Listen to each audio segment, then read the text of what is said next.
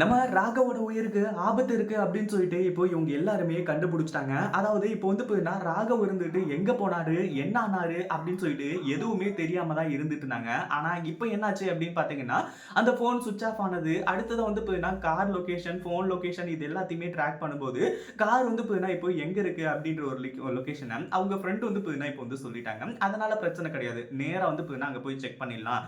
ராகவுக்கு என்னாச்சோ, ஏதாச்சோ அப்படின்னு சொல்லிட்டு இவங்க பதறிட்டே போறாங்க. ஒரு பக்கம் ராகவுக்கு ஒண்ணும் ஆயிருக்காது அப்படின்னு சொல்லிட்டு இவங்க வந்து பார்த்தீங்கன்னா மனச தேத்திக்கிட்டு இருந்தாலுமே கூட, அங்க இப்போ ராகவ் வந்து பார்த்தீங்கன்னா, இப்போ மிகப்பெரிய ஒரு ஆபத்துல தான் இருக்காரு அப்படின்றதுல எந்த ஒரு சந்தேகமும் கிடையாது அப்படின்னு தான் சொல்லணும். இப்போ வந்து பார்த்தீங்கன்னா, நம்ம ராகவ் வந்துட்டு என்ன பண்றதுன்னு சொல்லிட்டு வந்து தெரியாம, எப்படி தப்பிக்கிறதுன்னு தெரியாம இருந்துட்டு இருக்காரு.